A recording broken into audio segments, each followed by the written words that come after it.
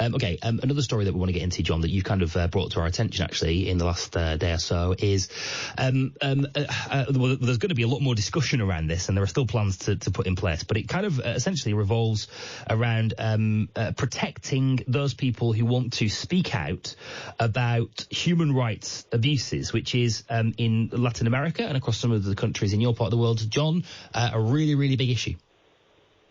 Yeah, so this is a report just out, actually just 24 hours ago by the Business and Human Rights Resource Center, which kind of sounds like an odd name, but essentially it's a non-profit which studies, analyzes, and quantifies abuses undertaken internationally, I guess, in and around businesses. So whether it's businesses that are directly related to or that turn a blind eye to, but in particular to human rights defenders. So I guess the people that stand in between business and, environment, labor rights, land rights, indigenous rights as well.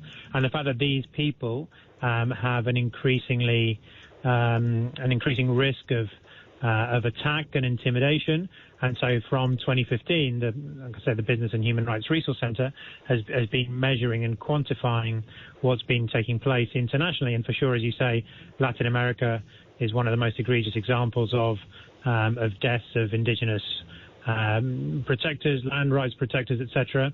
And so 24 hours ago, a report was released about Colombia, which is the second most dangerous country in the world at the moment, with 180 odd attacks registered over the course of the last 4 years. And they tie this to certain industries, which in particular in this context is, 90% of attacks relate to mining, fossil fuels, dams, and agribusiness, which I guess is no surprise in the sense that this is stuff that we've known about already and we've talked about on your program, Darryl. But it's interesting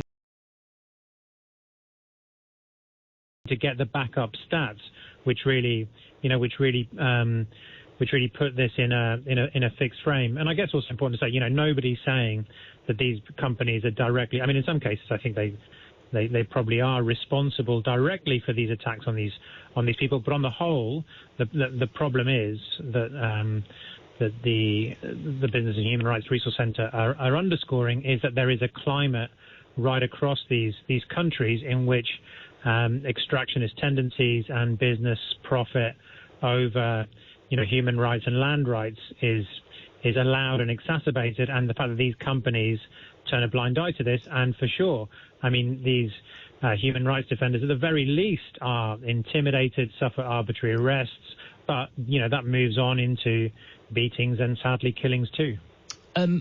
We sort of touched on this slightly, but it's a very complex picture that you paint there, John, with lots of different constituents involved in it, I guess.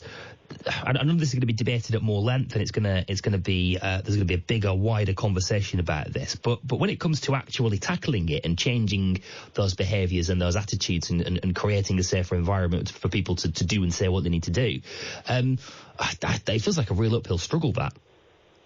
It does, and I think actually that's one of the really interesting things about this particular non-profit, because it seems to me that for sure, they highlight the situation and they talk about what's taking place, and that getting that information for sure is important, as a first port of call in terms of being able to understand the problem before you can address it. And for sure, there's multiple responsibilities there in terms of local government, national government, etc. But I think what's really interesting about what this organisation does as well, essentially they advocate, by shining the light on these industrial sectors, and in particular some companies, they push them to be the policeman. They say, if you are in these areas or territories, you actually have a broad responsibility to actually work on these processes, and not just turn the blind eye to what's taking place and just assume that you're only the only thing that's of any interest to you is an end profit line. There are broader responsibilities to being a company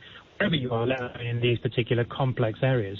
That's a big old culture change, that, as well, isn't it? Getting businesses to acknowledge that and to act on that. I feel we'll talk about that again at some point. John, listen, it's been a pleasure to talk to you as ever, my friend. Be safe, be well. We'll catch up soon. Take care, Darryl. John Bonfiglio in Latin America for us this morning on Talk Radio.